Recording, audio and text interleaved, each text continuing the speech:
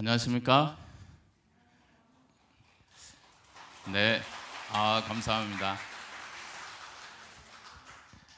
네, 오늘 가을이 물들어가는 좋은 계절에 또 이 화요일 저녁에 함께 또 대도시 전도 축제에 참여해 주신 여러분 모두를 진심으로 환영합니다. 환영합니까? 아까 소개하실 때 조금 아쉬운 게 하나 있었어요. 우리 목사님께서 소개하실 때 다른 거 다 소개하셨는데 하나를 빼먹은 게 있으셔가지고 조금 아쉬웠습니다. 뭘 빼먹었을까요? 뭘 빼먹었을까요? 보건복지부 아까 소개하신 것 같은데, 네. 제가 알파시티 교인입니다. 그래서 항상 교회 이렇게 오면 제가 저쪽에 앉거든요. 저기 지금 네 분 앉아 계신 우리 오동준 목사님 앉아 계신 저쪽 라인 저쪽 편 저쪽에 앉아 있는데요. 그래서 벌써 이 교회 출석한 지가 얼마가 됐습니까? 물론 빠지기도 많이 빠지지만 거의 2년이 다 돼 가고요. 그래서 가끔 우리 VIP 반에 우리 어르신들도 뵌 적이 있고, 그다음에 오늘 처음 교회를 방문하신 분들도 계시는데 알파시티 교회가 제 교회이기 때문에 제가 별로 떨리지도 않고 여기가 하나님의 집이라고 생각하고 또 이 하나님의 집에 찾아오신 여러분 한 분 한 분을 정말 오늘 아름다운 찬양으로 환영하시고 저 뒤에서 환영하시고 한 분 한 분의 성도님들이 오늘 이 자리에 참여하신 여러분 모두를 환영하신 것처럼 저도 정말 여러분 모두를 환영합니다. 이 시간이 기존에 있는 모든 성도님들에게도 다시 한번 하나님의 사랑을 깊이 느끼는 시간이 되길 바라고, 그 다음에 말씀을 전하는 사람이 그 말씀의 빛 가운데 가장 가까이 있잖아요, 그죠? 그래서 저도 큰 은혜를 누리고 여기 있는 모든 분들에게도 위로와 감동이 있는 시간이 되기를 간절히 바랍니다. 저는 오늘 5번의 시간을 통해서 저한테 목사님께서 5번의 시간을 주셨어요. 많이 주셨죠? 네, 한 번 단위에 서는 것도 참 쉽지 않은데 5번의 시간을 주셨어요. 그래서 지금 떠 있는 이런 주제로 우리가 함께 말씀을 나누려고 합니다. 제목이 뭡니까? 삶이 묻고 성경이 답하다라는 주제로 우리 5번에 걸쳐서 오늘부터 시작해서 토요일까지 함께 말씀을 나누도록 하겠습니다. 여러분, 성경이라는 책을 한번 내가 읽어봤다, 그런 분 계십니까? 성경이 뭔지 아시는 분? 성경이 뭔지는 안다. 성경이 뭡니까? 하나님의 말씀. 성경이 뭔지는 안다. 자, 집에 성경이 있다. 집에 성경이 있다. 네, 몇몇 분들이 보이십니다. 자, 그 다음에 성경을 내가 한번 읽어봤다. 안 읽어본 분들 많이 보이시네요. 교인분들은 들어야 되는데. 자, 그 다음에 성경의 가치에 대해서 내가 좀 느끼고 알고 있다. 좀 성경의 가치를 내가 좀 알고 있다. 여러분, 성경에 보면 엄청나게 많은 이야기들이 담겨져 있습니다.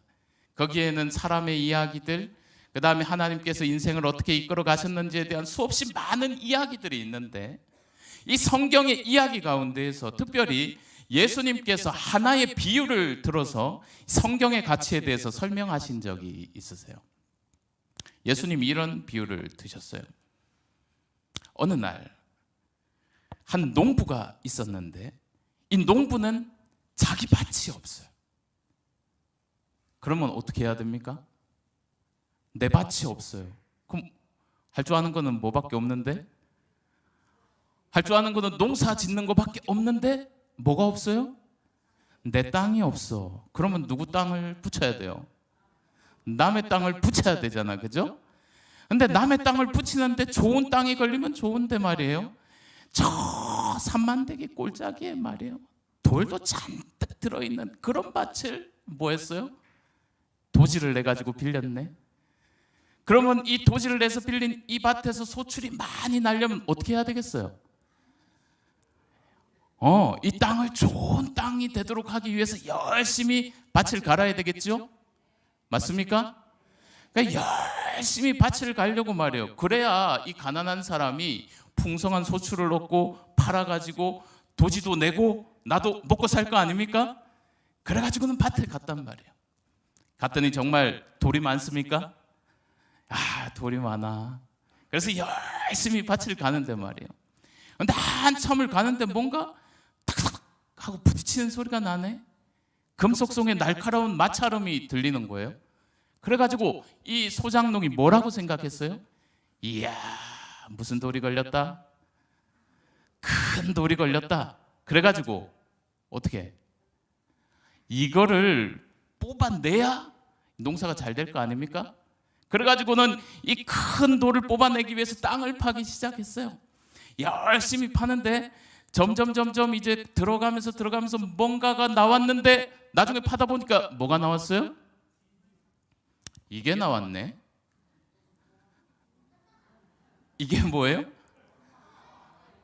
야, 나는 막 큰 돌을 뽑아내고 농사를 잘 지으려고 그랬는데 얘가 나왔네. 봤더니 항아리예요. 항아리에 뭐가 잔뜩 들었어? 한눈에 딱 봐도 알겠죠? 뭐가 잔뜩 들었어요? 금화가 잔뜩 들었어요. 순간 깜짝 놀랐을까? 깜짝 놀란 다음에 어떻게 했을까요? 주변을 두리번 이렇게 둘러보기 시작했어요. 그리고는 이 찾은 금화가 있는 땅을 흙으로 잘 묻어놨어요. 그리고 위치를 확인한 다음에 그대로 집으로 돌아갔습니다. 그런데 말이에요, 그 다음에 말이에요, 이 사람이 갑자기 아내한테 땅을 사야 되겠다는 거예요. 땅을 사야 되겠다는 거예요. 그러니까 집에 말이에요, 안 그래도 겨우겨우 농사해가지고 도지 내가지고 농사 지어가지고 겨우겨우 먹고 사는데 집 다 쓰러져 가는데 야, 돈 나올 때 좀 없느냐고 묻는 거예요. 이 집 뭐 하자고? 팔자고. 집에 더 팔 거 없냐고 자꾸 묻는 거예요. 아내한테 또 감춰둔 돈 없냐고 묻는 거예요. 아내가 황당할까요? 남편이 갑자기 생전에 안 하던 짓을 막 하네. 그리고는 갑자기 팔 거 있으면 다 팔아가지고 좀 돈을 좀 만들어 보라는 거예요. 너 오빠한테도 좀 가고 여동생한테도 좀 가고 이웃한테도 좀 돈을 빌려가지고 돈을 좀 마련하자는 거예요. 아내가 봤을 때 어떻게 보일까요? 잘못 먹었죠. 미쳤어, 그죠? 이 사람이 생전 안 하던 짓을 하는 거예요. 정직하게 하루하루를 살아왔는데 친구들한테 가가지고 자꾸 뭐 좀 달라 그래? 내가 갚을 테니까 돈 좀 빌려달라 그래. 꼬 달라 그래. 그래가지고는 돈을 쭉 모아가지고 어디를 산다 그래? 저 산만디 꼭대기에 대로에서 지나가면 좁은 길 막 올라가가지고 제대로 길도 없는데 저 꼭대기 산만디에 아무도 값을 제대로 치르지 않는 그 밭을 뭐 하겠다는 거예요? 사겠다는 거예요. 여러분에게 질문하겠습니다. 사라 그래야 됩니까? 말려야 됩니까? 여러분은 지금 스토리를 다 알잖아. 여러분 드라마 보면 우리는 스토리를 다 아니까 막 안타깝죠. 산만디 저 꼭대기에 저 쓸모없는 저 땅을 사야 돼 말아야 돼요? 여기 있는 분들한테 묻겠습니다. 사야 돼요 말아야 돼요? 왜 사야 돼? 그렇지. 거기 뭐가 있어요? 금은부화가 있는 거예요. 남들의 눈에 보면 뭐같이 보여? 미친 짓 같이 보이지. 그런데 우리는 그 값어치를 제대로 압니까? 예수님이 이 비유를 들면서 이렇게 말씀하셨어요. 성경은 저 산만디 꼭대기에 있는 밭과 같다. 그 안에 발견된 보화는 성경 속에 담겨 있는 값진 복음 진리와 같다라고 말씀하셨어요. 오늘 이 시대에 많은 사람들이요, 성경 아무 가치 없게 여기죠. 쓸모없이 대수롭지 않게 여깁니다. 자신의 삶의 문제가 있어요. 고통의 문제가 있어요.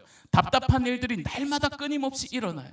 그런데 그 삶의 문제를 가지고 교회에 찾아옵니까? 친구한테 가고 상담자를 찾아갑니까? 어디 많이 가는 것 같아요? 요즘 사람들이 답답한 일이 있으면 어디 많이 모여요? 전보로 많이 가고, 그죠? 그죠? 그 다음에 또 어디도 가요? 친구하고 뭐도 좀 떨어줘야 돼? 수다도 떨어줘야 되니까 막 엄청나게 크게 지은 카페들마다 사람들이 가득 차 있어요. 많은 사람들이 성경에 대해서 조롱하고 비웃습니다. 아무런 가치도 발견하지 못하고 항상 교회 부름 보면서 교회네 하고 그냥 지나다녀요. 여러분, 성경 한 번쯤 안 들어본, 성경 말씀에 대해서 못 들어본 분 계십니까? 막 길 가다 보면 막 쭉 교회들마다 막 붙여놓은 것만 봐도 성경책 여러 번 봤을 거예요. 그런데도 아무렇지 않게 대수롭지 않게 지나다녀요. 그럼에도 불구하고 저는 오늘 이 시간에 여러분들을 성경의 밭으로 좀 안내하려고 합니다.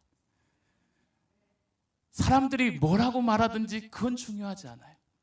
오늘 제게 있어서 사도 바울의 고백처럼 여기 로마서 1장 16절에 이런 말씀이 있습니다. 우리 같이 한번 읽어볼까요? 시작. 내가 복음을 부끄러워하지 아니하노니 이 복음은 모든 믿는 자에게 구원을 주시는 하나님의 능력이 됨이라. 먼저는 유대인에게요, 그리고 헬라인에게로다. 아멘. 다른 사람들이 뭐라고 얘기하든지 상관없어요. 저는 성경의 밭에서 인생의 답을 찾았습니다. 저는 성경의 밭에서 건져 올린 진리의 말씀 때문에 하루하루를 행복하게 살아갑니다. 내가 숱한 어려움과 문제에 직면할 수 있겠지만 그러함에도 불구하고 내 마음에 절대적인 평안이 있는 것은 성경의 밭에서 발견한 진리의 보화가 내 마음을 가득 채우고 있기 때문입니다. 누가 뭐라 하든지 간에 믿는 자에게 복음은 구원을 주시는 누구의 능력이 됨이라? 하나님의 능력이 됨이라. 이 시간 제게 그 능력이 되는 말씀이 오늘 참여하신 여러분에게도, 여러분의 마음에도 위로와 감동과 힘이 되는 그런 말씀이 되기를 간절히 바랍니다. 이제 5일의 말씀을 시작할 텐데 오늘 첫 번째 주제가 뭡니까? 삶의 무게를 감당할 수 없을 때. 저는 이 성경 말씀을 좋아합니다. 사람이 뭐할 시험? 감당할 시험 밖에는 너희가 당한 것이 없나니 오직 하나님은 미쁘사 너희가 감당하지 못할 시험 당함을 허락하지 아니하시고 시험 당할 즈음에 뭐라 그랬어요? 시험 당할 즈음에 피할 길을 내사, 그 다음에요, 너희로 능히 감당하게 하시느니라. 아멘. 이 말씀이 이렇게 기록이 돼 있어요. 근데 여기 참여하신 분은 이 말씀에 대해서 얼마나 동의하십니까? 사람이 감당할 시험밖에는 당한 것이 없다. 여기 보면 인생을 오래도록 살아오신, 그래서 숱한 파도를 겪고 오신 분들이 계실 텐데 이 말씀에 대해서 얼마나 동의하고 계십니까? 사람에게는 감당할 시험밖에는 당한 것이 없다. 여러분 그렇게 동의하십니까? 인생의 배가 항해를 이렇게 떠나잖아요. 우리 인생을 뭐에 비유를 많이 하니까? 인생을 항해에 비유를 많이 하니까 지금 인생이 응애 하고 태어나가지고 이제 항구에서 배가 떠난 것입니다. 여러분 인생의 배가 항구를 떠날 때에 여러분 항구를 처음 떠나면 물이 잔잔합니까? 아니면 파도가 막 칩니까? 파도가 막 쳐요? 어떻게 해요? 처음에는 항구를 이렇게 떠날 때는 무슨 폭우 아픈 호수 같기도 해. 너무 잔잔해서. 잔잔한 바다를 이 배가, 인생의 배가 쭉 출발하는 거죠. 마치 응애하고 태어난 아기의 시절과 같습니다. 아이가 처음 태어났을 때에 어떻게 해요?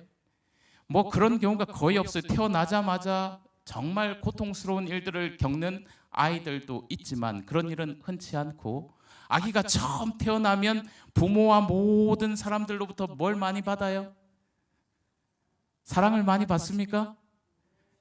사랑 많이 받고 자라셨습니까? 아이가 처음 태어나면 사랑을 많이 받아요. 그리고는 응애 응애 하고 배밀이 한 번만 해도 막 뭐 해줘요? 박수 쳐주고, 그죠? 그 다음 일어나가지고 말이에요, 뒤뚱 걸다가 확 넘어져도 뭐예요? 박수 많이 쳐줍니까? 야, 잘했다 그러죠? 언제까지 그럴까요? 언제까지 그래요? 벌써 4살, 5살 되면 이 바보야, 너 뭐 해야 된다고? 유치원 가기 전에 뭐 떼야 된다고? 한글도 떼고 알파벳도 떼고 네 친구들 다 뭐 했다고? 그런데 맨날 이 어린애를 앉혀놓고 뭐 가르쳐요?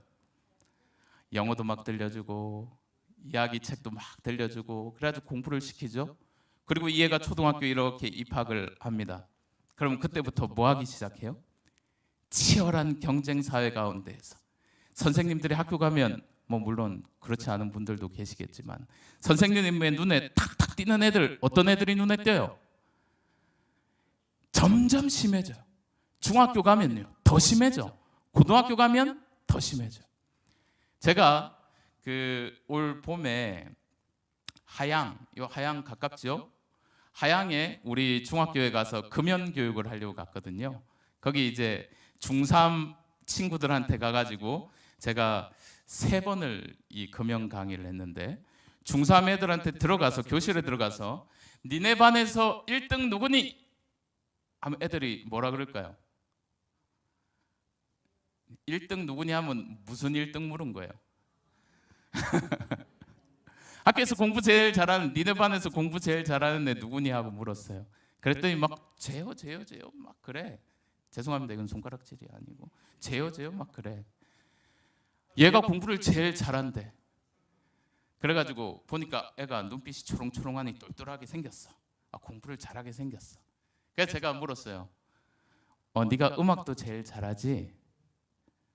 그때는 애가 표정이 어두워져요. 네가 미술도 제일 잘하지? 네가 운동도 제일 잘하지? 자기는 뭐만 제일 잘한대? 공부만 제일 잘한대. 다른 거는 잘하는 애들이 다 여기 주변에 있어. 그런데도 학교에는 뭐만 최고로 여겨요? 공부 잘하면 최고로 여겨요.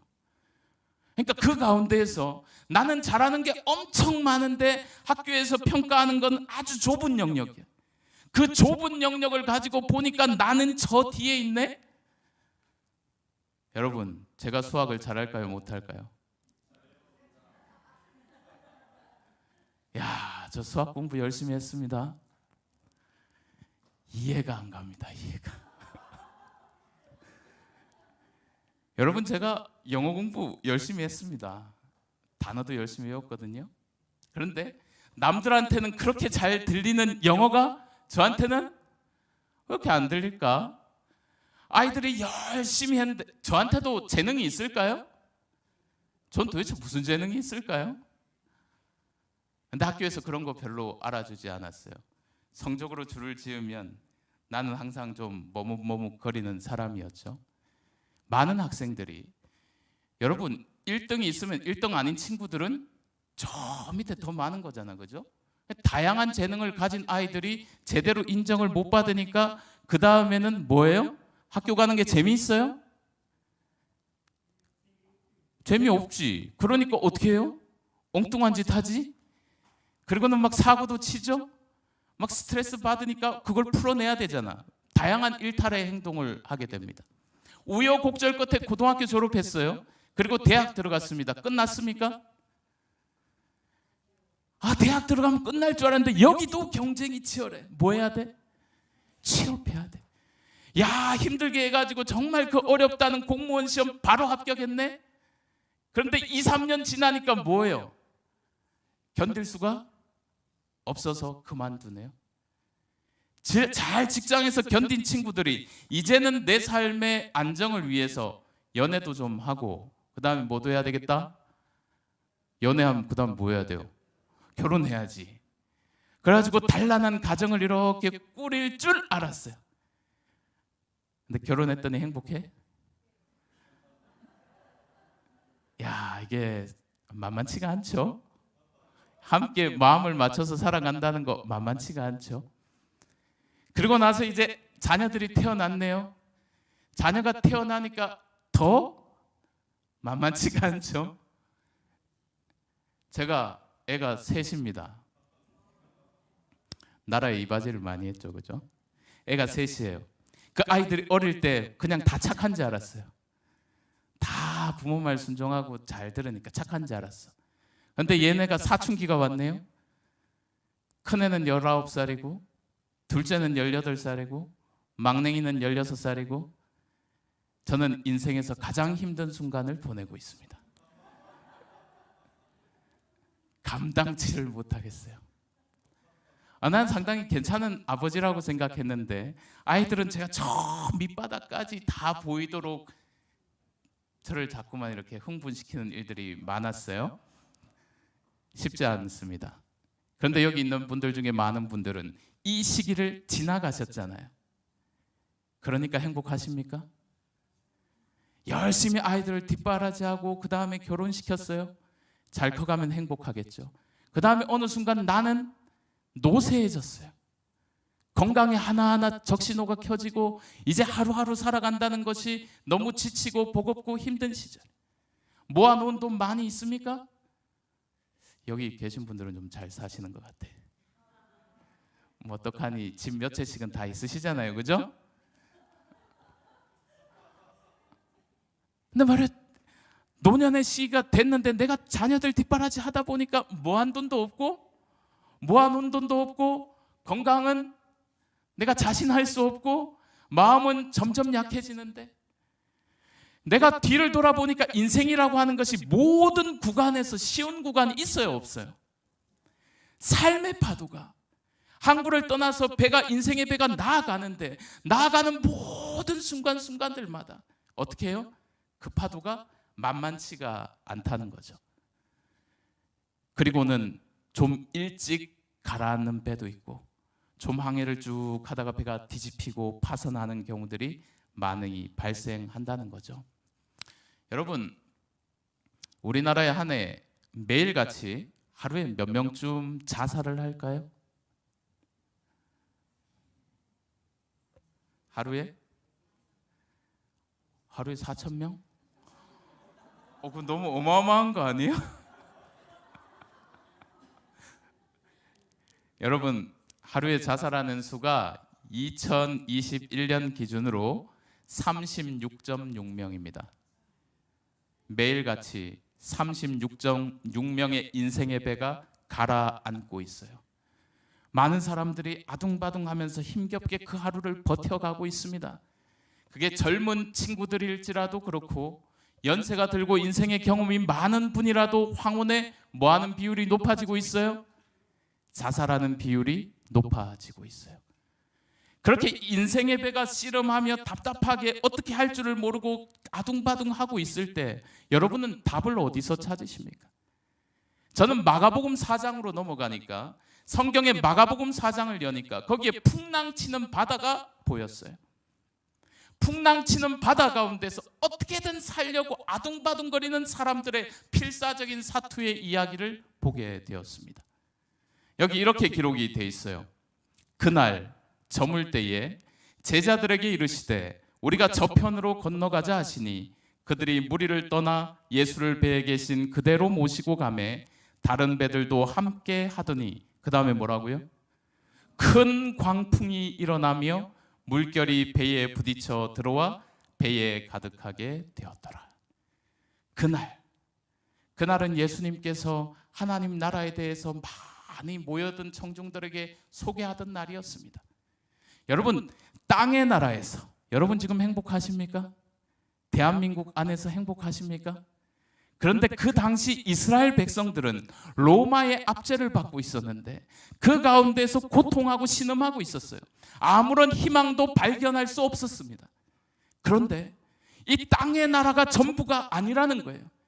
너희가 지금 살아가고 있는 이 땅이 전부가 아니고 영원한 나라가 있다는 거예요. 하나님의 나라가 있다는 거예요. 그 나라를 소개하기 위해서 이해할 수 있도록 다양한 비유를 가지고 소개하셨습니다. 하루 종일 식사도 제대로 못하시고 많은 사람들에게 다양한 이야기로 하나님의 나라를 소개하셨으니 그 하루가 다 지나가고 해가 저물 쯤 되니까 예수님이 지치셨을까요? 그죠? 설교를 하는 거 쉬운 일입니까? 하루 종일 열과 성을 다해서 말씀을 가르치고 나서 예수님 너무 피곤하셨어요. 그래서 그날 저물 때 제자들에게 이르되 어떻게 했어요? 우리가 저편으로 건너가자 하신 거예요. 그래서 배가 이제 호수를 가르면서 쭉 갈릴리 호수 바다를 지나서 저편으로 항해를 하고 있었습니다. 예수님은 이내 배의 뒤편에서 잠이 드셨어요. 왜? 너무 피곤하셨으니까. 아마 뭐 기절하셨을지 모르겠어요. 너무 피곤하셨으니까 배 뒤편에서 잠이 드시고 제자들은 갈릴리 바다의 저 아름다운 풍경에 취해가지고 그렇게 그 어두운 밤을 쭉 지나가고 있었습니다. 그런데 시간이 지나니까 지금 분위기가 한참 좋은데 말이에요. 별이 떴을지 달이 떴을지 그건 모르겠습니다. 그런데 저편 그 동편 계곡에서 뭔가 시커먼 구름이 일기 시작했어요. 뭐가 오고 있어요? 구름이 이네. 그리고 나서는 이 시커먼 구름이 점점 뭐해지기 시작했어요? 가까이 다가오기 시작했어요. 그런데 저 구름이 보니까 시커먼 게 뭔가 번개가 번쩍번쩍하고 우르릉 하니까 이거 큰일 난 거죠. 가만히 보니까 물결이 어느 순간 점점 어떻게 되기 시작했어요? 거칠어지기 시작했어요. 시커먼 구름이 다가오고 물결이 거세지는 거예요. 그런데 이 배에 있는 이 제자들은 이 구름이 다가올 때 처음에는 이렇게 생각했어요. 대수롭지 않게 잠깐 오다가 말겠지. 아니 파도가 이렇게 치다가 어느 정도 치면 말겠지. 그렇게 생각을 한 거예요. 그런데 그 구름이 다가오고 풍랑이 일어나고 바람이 불기 시작하는데 이 안에 말이에요. 예수님이 탄 이 배 안에는 그 당시 갈릴리에서 잔뼈가 굵은 어부들도 상당히 있었단 말이에요. 그들은 처음에 자신만만했어요.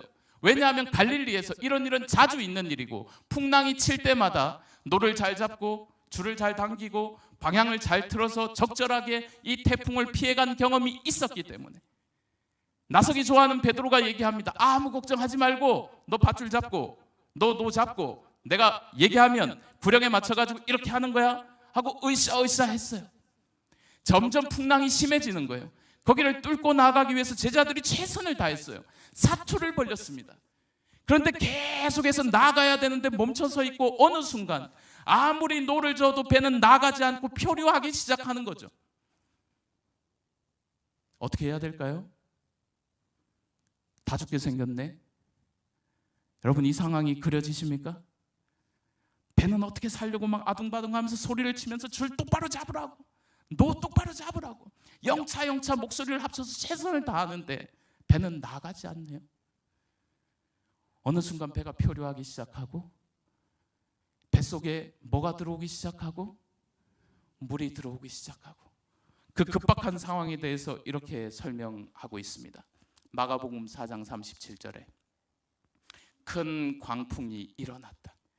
그리고 어느 순간 물결이 뭐하기 시작했다? 부딪히기 시작했다.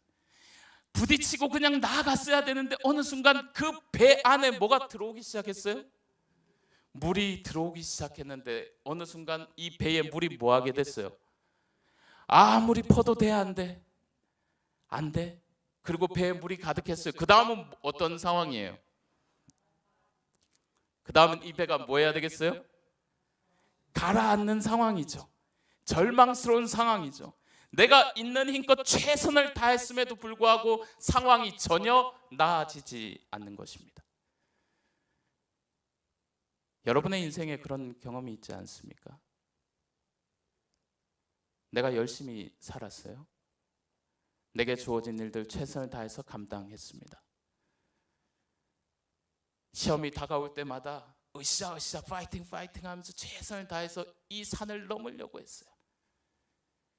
근데 아무리 최선을 다해서 열심히 살아도 맨날 인생이 고만고만해. 여전히 나는 가난하고 여전히 하루하루를 살아가는 것이 힘겹고 나는 점점 노쇠해지고 연약해지고 힘겨워짐에도 불구하고 그러면 어느 정도 이루어 놓은 것이 있어야 되는데 아무것도 없는 듯이 느껴질 때가 있지 않습니까? 제자들이 깊은 절망 가운데 빠져 있었어요. 어떻게 해야 될지 모르는 상황이죠.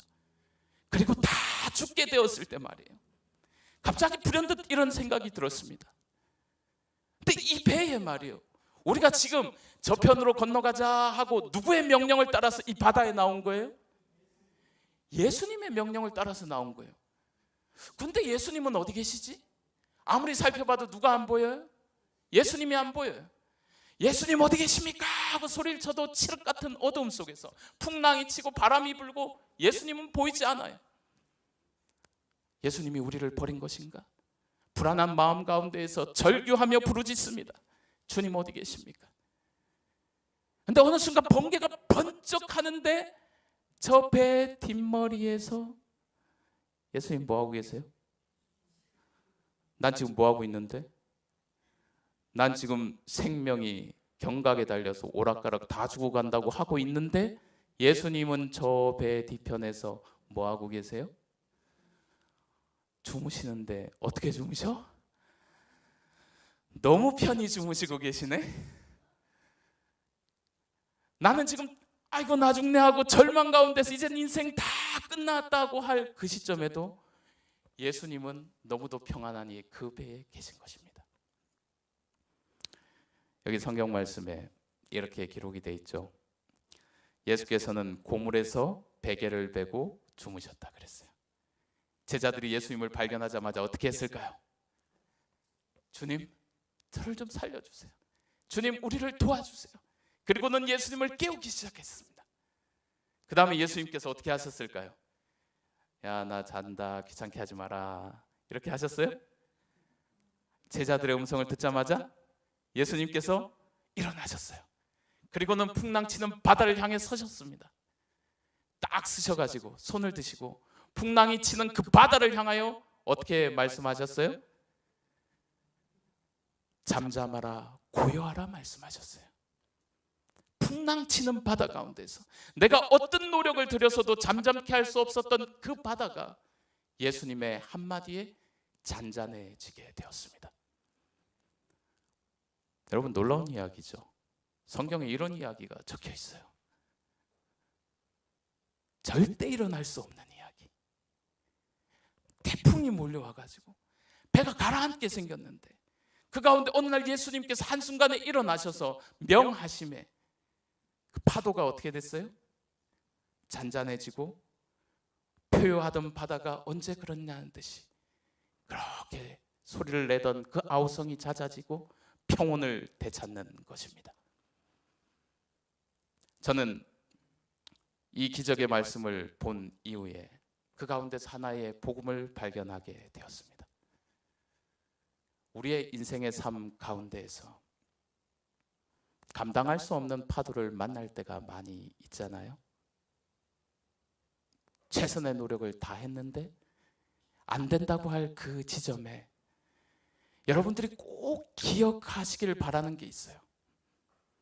인생의 배에 누가 함께하고 계시다? 제자들이 그걸 놓쳐버렸어요. 왜 예수님께서 계속 주무시고 계셨어요? 왜 예수님이 주무시고 계셨어요? 예수님이 훨씬 더 일찍 일어날 수도 있었는데 왜 계속 제자들이 누구를 생각하지 않았어요? 지금 일어나고 있는 문제 가운데서 씨름하면서 나중내 하고 살 길만 찾았지 그 곁에 누가 계신지를 몰랐어요? 예수님이 계신지 몰랐어요. 그리고 그 예수님께서 풍랑치는 그 바다를 잠잠케 하실 엄청난 능력이 있는지도 미처 깨닫지 못했어요. 그러니까 다른 데서 살 길 찾았지. 여러분, 우리의 삶에 문제가 닥칠 때 우리는 종종 다른 데서 문제를 해결하려고 노력을 많이 합니다. 지혜로운 사람을 찾아가죠. 좋은 방법들을 구하죠. 그리고는 열심히 나름대로 나의 힘을 믿고 나의 지식을 믿고 있을 때는 누굴 안 찾아? 예수님을 안 찾아. 그리고는 내가 해볼 거 다 해보고 부딪힐 대로 부딪히고 만신창이가 돼가지고 더 이상 아무것도 할 수 없을 때, 그때야 누구가 생각이 나는 거예요? 저 옆집에서 전해줬던 전도지 한 장이 생각나는 거예요. 저 교회 한번 가보자 했던 얘기가 들리기 시작하는 거예요. 그리고 누구에게 나옵니까? 하나님의 집에서 예수님 앞에 나오는 것입니다. 그런데 내 인생이 어떻게 망가져 있을지라도, 어떻게 무너져 있을지라도 주님이 내 삶에 개입하시면 그 삶의 문제가, 나는 어찌할 수 없었던 그 문제가 하나씩 해결되어지는 것을 경험하게 되는 것입니다.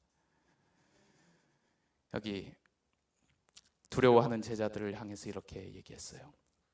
어찌하여 이렇게 무서워하느냐? 너희가 어찌 믿음이 없느냐? 오늘 주님은 여러분이 생각하는 것보다 그 이상으로 우리의 삶에 개입하기를 원하시고, 우리의 삶을 구원하기를 원하시고, 더 아름답고 안전한 길로 이끌어 가기를 원하시는 분이십니다. 우리가 시험 당할 즈음에 이것이 내가 도무지 감당할 수 없는 시험같이 여겨지거든 이것은 누구에게로 나아가야 될 절호의 기회다? 예수 그리스도 앞으로 나아가야 될 절호의 기회다. 하나님 앞에 나아가면 그 안에 답이 있음을 기억하셨으면 좋겠습니다.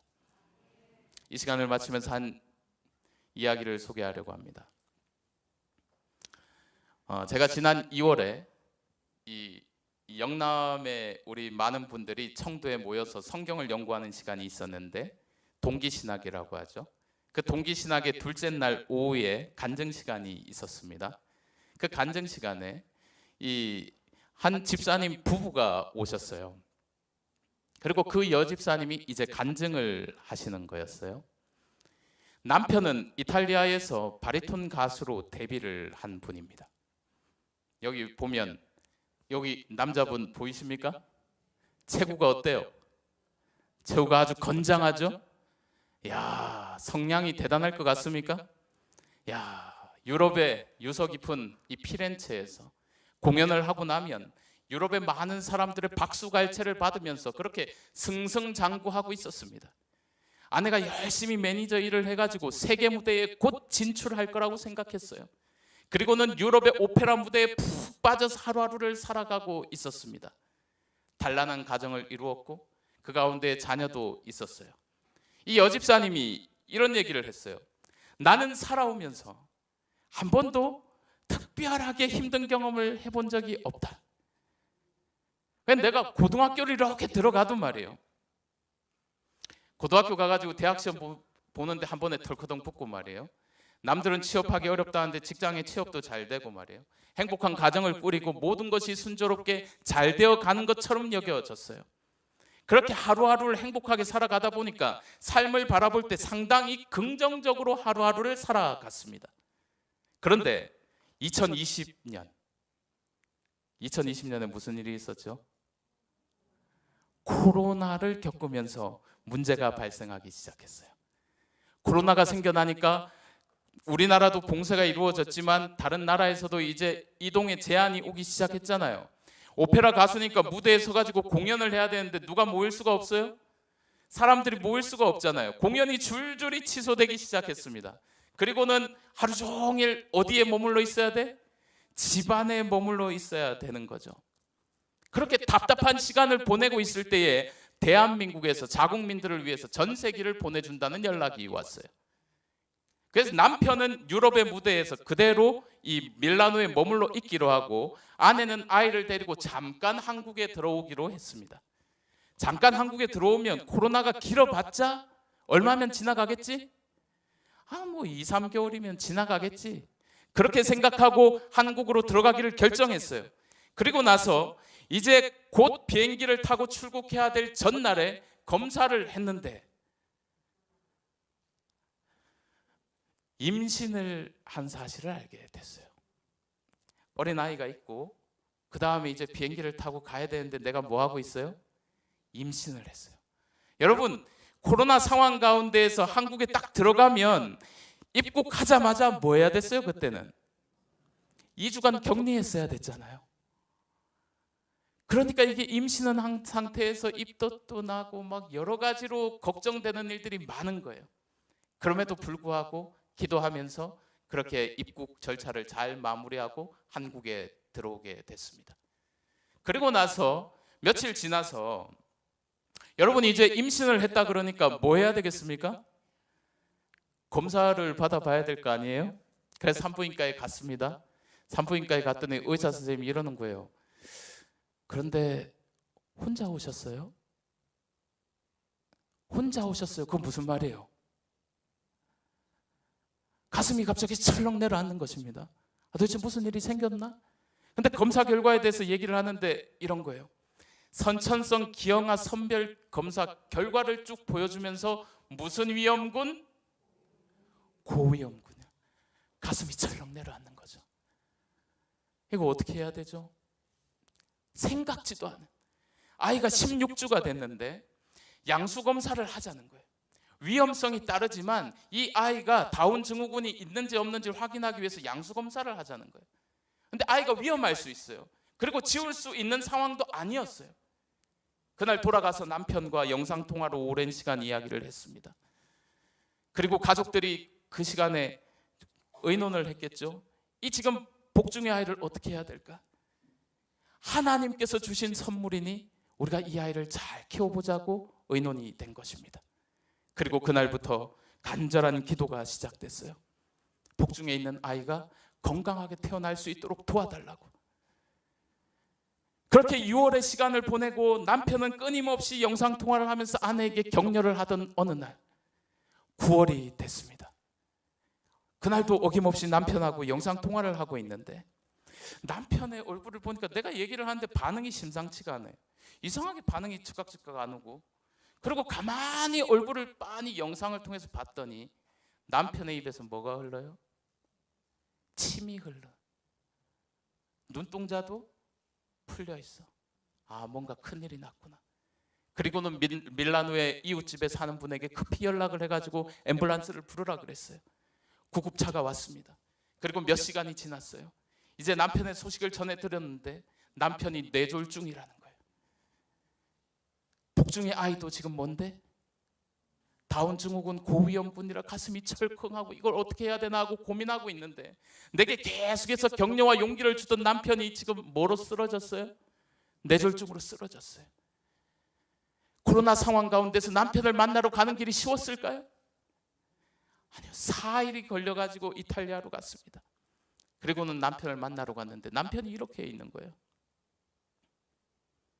며칠 전까지만 해도 영상통화를 통해서 나에게 격려의 말을 해주던 남편이 지금 이 상태에 놓여 있는 거예요. 얼굴의 한쪽이 편마비가 왔습니다. 실어증이 걸려가지고 말도 제대로 못해요.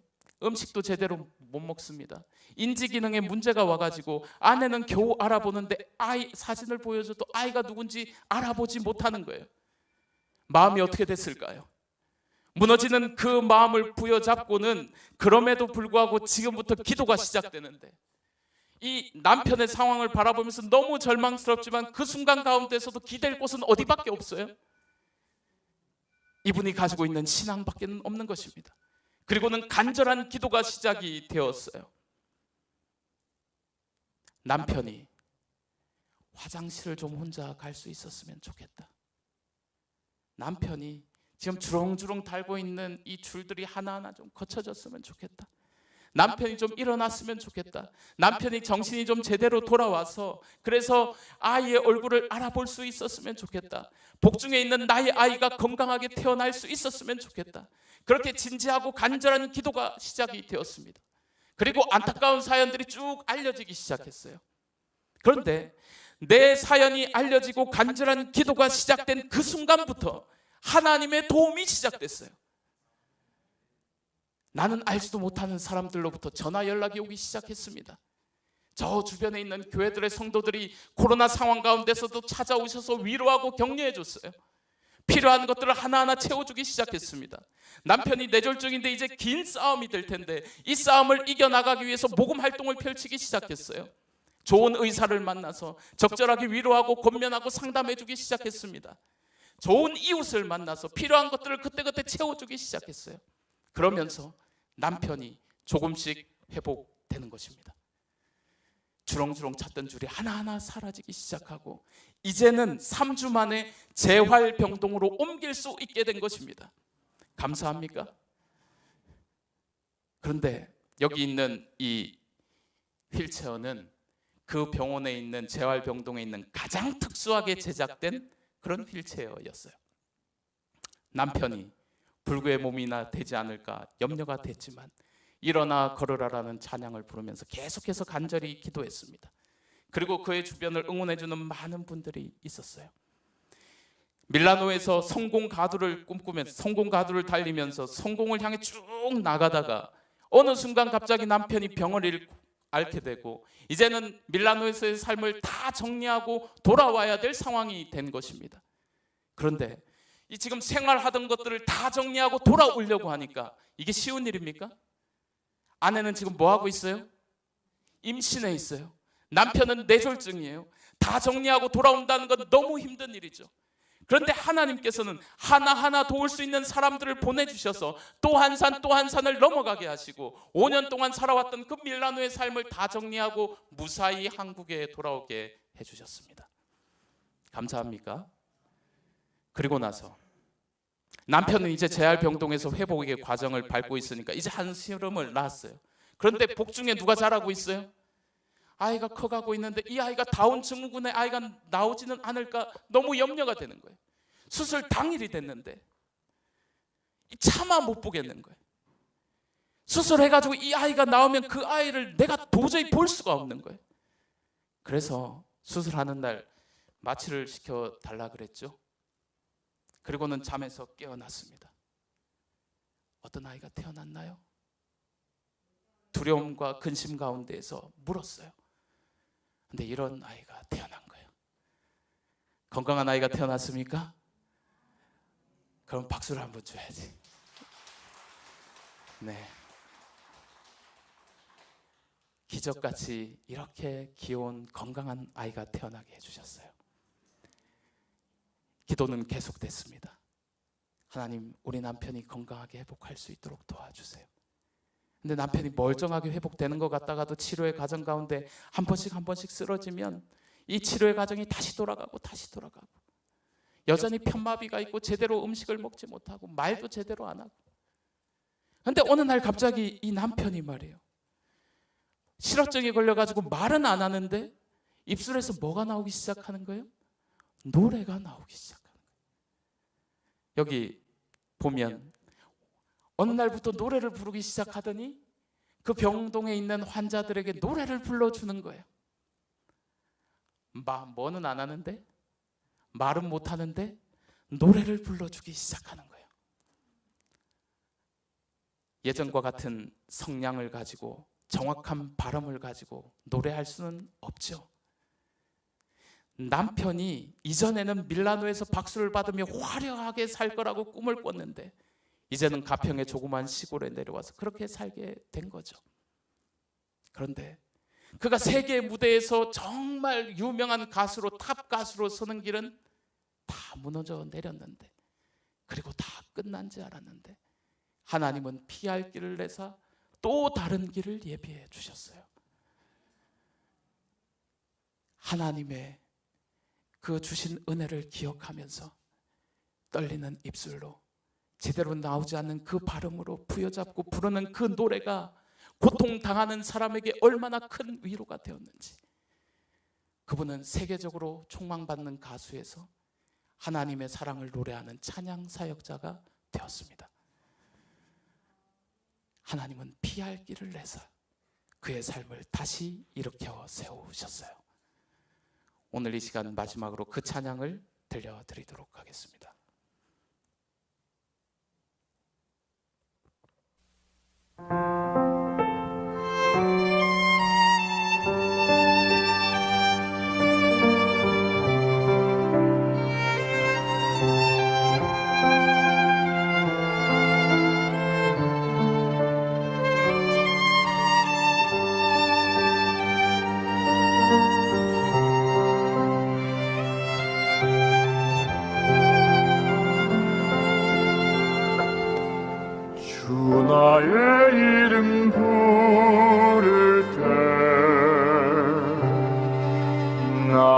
이름이 존귀케 되니 주 내가 어딜 가든지 나와 함께 하시네.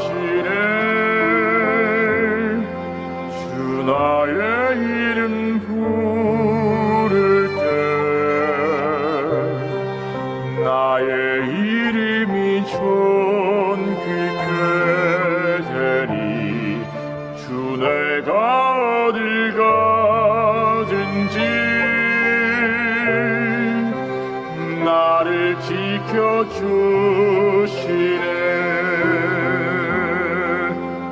나에서 주소서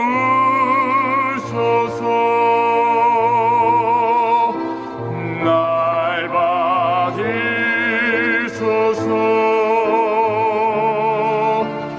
내 생명 다해 주만 섬기리.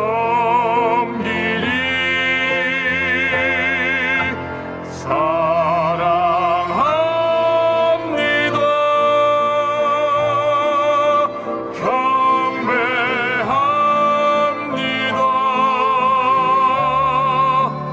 내 생명 되신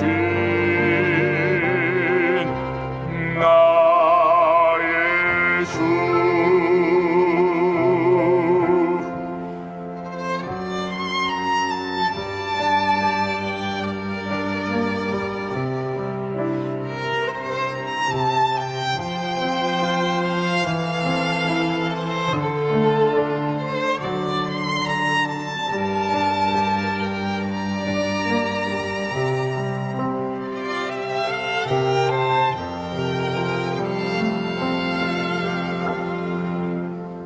나에서 주소서 날 받으소서. 내 생명 다해 주만 섬기리. 사랑합니다.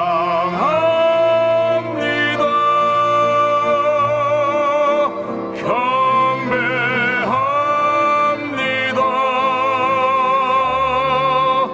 내 생명 되신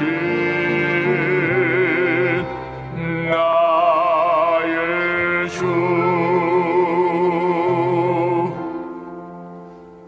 나에서 주소서 날 받으소서.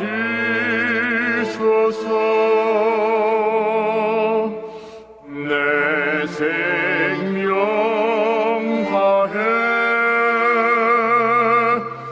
주만 섬기리.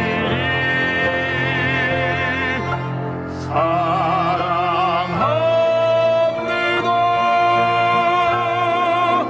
경배합니다.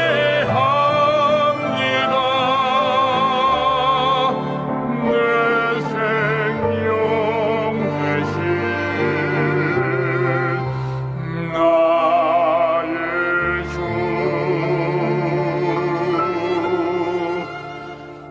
내 생명 되신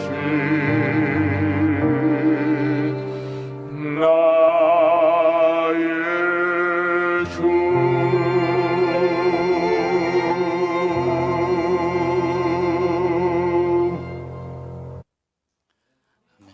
아멘. 여러분, 오늘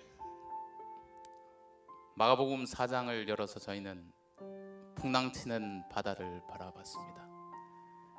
필사적인 사투 가운데서도 아무것도 나아진 것이 없었는데, 근데 그 가운데에서 그들이 이 배에 주님이 탄 것을 기억하게 되었을 때 그 배는 다시 제대로 그 길을 찾고 안전한 항해를 마칠 수 있었습니다. 오늘 이 자리에 참여하신 VIP 한 분 한 분의 마음속에 하나님이 이 마가복음 4장을 기억하길 원하십니다. 여러분의 삶에 고단한 일들이 많이 있잖아요. 삶의 무게가 너무 버겁고 힘겨울 때가 많이 있잖아요. 저는 제 삶의 구간 가운데서 너무 지쳐있고 힘겹습니다.